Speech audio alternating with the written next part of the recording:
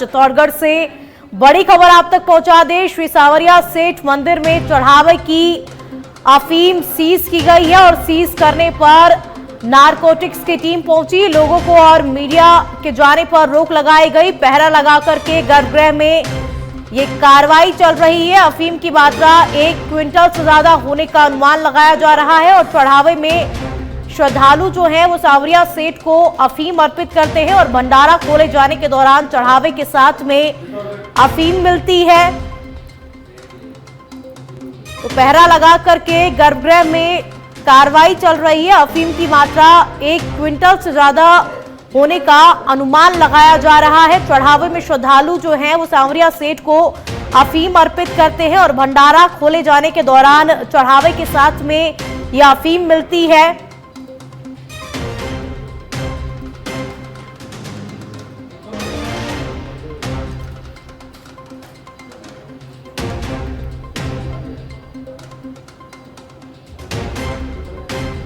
तो श्री सांवरिया सेठ मंदिर में चढ़ावे की अफीम सीज और सीज करने के लिए नारकोटिक्स की टीम पहुंची हुई है। लोगों को और मीडिया के जाने पर भी रोक लगाई गई है। पहरा लगा करके गर्भगृह में कार्रवाई चल रही है। भंडार खोले जाने के दौरान चढ़ावे के साथ में यह अफीम मिलती है और इस अफीम की जो कीमत है वो 1 क्विंटल से ज्यादा होने का अनुमान लगाया जा रहा है। तो देखिए चढ़ावे में श्रद्धालु जो हैं वो सांवरिया सेठ को अफीम अर्पित करते हैं।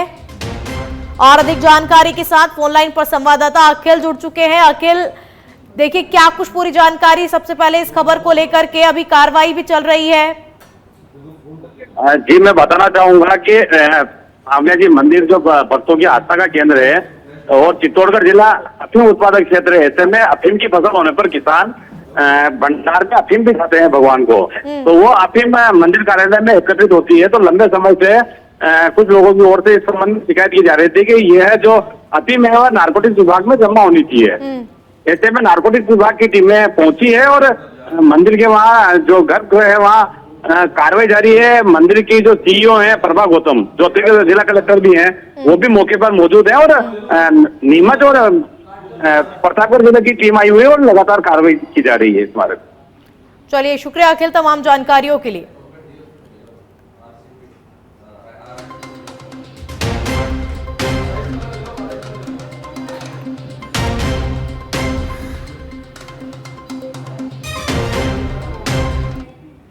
और अब चलिए अब आपको सीधा आरआईसी लिए चलते हैं जहां उप मुख्यमंत्री दिया कुमारी मौजूद है। So it's real, the Honorable Chief Guest, Srimati Diya Kumari ji, the Deputy Chief Minister of Government of Rajasthan, the esteemed dignitaries, respected faculty members, dear colleagues and friends.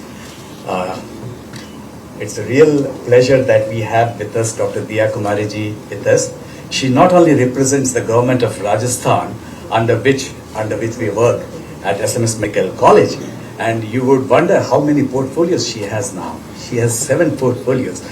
Just art, literature, culture, archaeology, finance, tourism, public works, women and child development, and child empowerment. So she is really working very hard, and she is not only representing the government of Rajasthan, she is representing the cultural heritage of Rajasthan, because she is the granddaughter of Sri Man Singh Ji II, the last ruling Maharaja of the princely state of Jaipur during the British Raj in India. Thank you, ma'am, for coming to our inaugural function. I would now request to give a few words of wisdom to the whole audience. Thank you, please.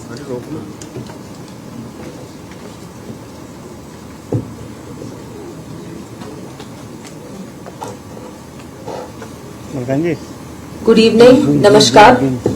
I think I will speak in English because I think everyone here knows the language. So firstly, I'd like to thank everyone to have chosen Rajasthan, Jaipur as the venue of your robotics meet. We are honored, so happy that SMS Hospital is also one of the hosts of this great event. Of course, on the stage with me, we have Dr. Dr. Shivam Priyadarshi ji, Dr. Nachiket Vyas ji, Dr. Neeraj Agarwal ji, Dr. N.P. Gupta ji, and everyone, all the dignitaries from also the faculty, doctors, all the esteemed guests, media. Thank you so much for inviting me here for this on this occasion. I'm not really here as a politician. I'm here as I would say, a parent whose child had an accident. Yes, last year, and we were in Glasgow, Scotland. That's where the accident took place, and injury was in the ureter. And I was, desperate to find a good urologist. Of course, we had to do some procedure in Glasgow and the rest in Mumbai. But then, of course, I was wondering why in Rajasthan, in Jaipur, do we have the facilities? Do we have the trained doctors? But of course, I'm sure there are. But then it didn't happen at that time in Jaipur. And as a parent, I think, and I think it can happen to anybody. It's so important to have the facilities, the infrastructure, the machinery in Rajasthan, in Jaipur. I would say not just Jaipur, but all over Rajasthan. And I'm so happy that we do have the robotics and of course AI in Rajasthan now. It's been 3 years of the robotics surgery happening here. And from the government side, I would like to say that anything we can do, the government will not spare any funds or efforts to whether it be improving infrastructure, the techniques, or anything at all. I think this government is very committed to health, especially health infrastructure. So as of course everyone knows that we will not spare any effort, and if there is anything we need to do, we need to improve upon, we will be there with you. All you need to do is just let us know, and we will do the needful. Very important for any government, people do need, the first thing they need is good health services. And our government, of course, along with our Prime Minister Shri Narendra Modi ji and now our Chief Minister Shri Bhajan Lal Sharma ji, very committed towards improving everything, the facilities. Of course, there are other things we are very committed to improving in the state. But today we are talking about healthcare, and we are not going to spare any effort. We will do our best to improve that. So, of course, I would like to request our team, to doctors and our team, to let us know what we can do. We are going to be, the Rajasthan government, the budget is going to be presented on the 19th of February. Preparing for that. That is the reason why I'll have to leave a little early. Just 4 more days left, and I'm sure we will be doing a lot for health as well. But if there is anything else that we can do to improve in the field of urology, we will definitely take care of that and do our best. Once more, I'd like to thank everyone to have given me this opportunity to be here amongst all of you. I know how important it is. It's not a small department. It's a very, very important department. I know I've gone through this, thing. So I think it totally is. When it affects you, it's very, very important to have good facilities, and we are there for you. So thank you. बहुत बहुत आपका आभार, धन्यवाद कि आपने मुझे यहाँ बुलाकर इतना मान सम्मान दिया. कुछ भी हो हमारे लायक, हमारे लिए, सरकार के लिए, बिल्कुल सरकार आपके लिए तैयार है. हम लोगों को हमारे हेल्थ के इंफ्रास्ट्रक्चर को बहुत अच्छा करना है, मजबूत करना है. उसके लिए सरकार आपके साथ कदम से कदम मिलाएगी, और जो भी होगा पूर्ण रूप से हम लोग करेंगे. बहुत बहुत आभार.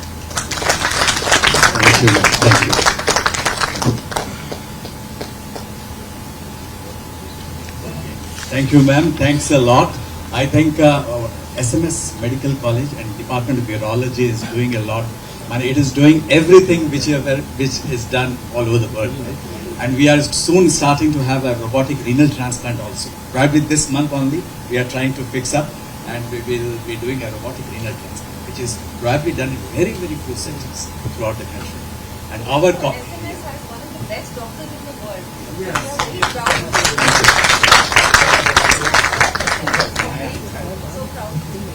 Thank you. Thanks a lot.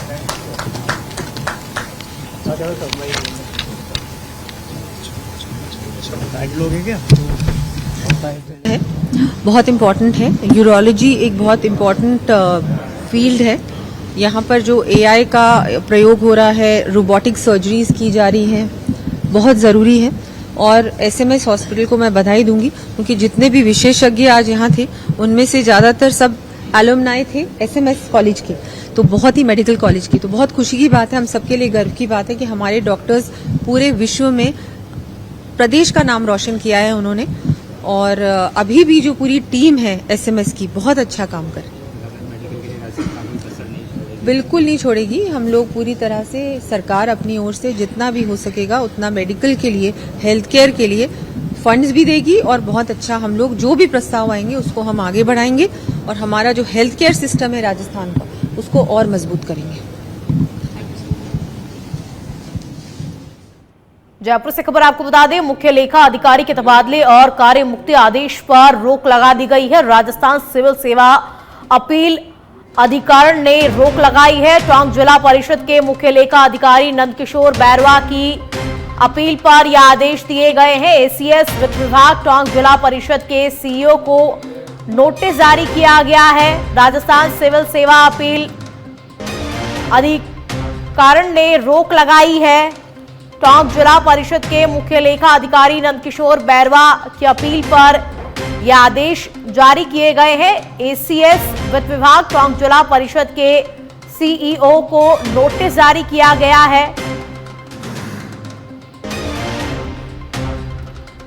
Rajya Sabha में राजस्थान प्रदेश अध्यक्ष और राज्यसभा सांसद मदन राठौड़ ने एक महत्वपूर्ण संबोधन पिछले 11 वर्षों में भारत के विकास यात्रा पर विस्तृत चर्चा की। राज्यसभा सांसद मदन राठौड़ ने कहा कि प्रधानमंत्री मोदी के सशक्त और दूरदर्शी नेतृत्व ने न केवल भारत को वैश्विक मंच पर एक नई पहचान दिलाई है, बल्कि विभिन्न क्षेत्रों में अभूतपूर्व प्रगति भी की है।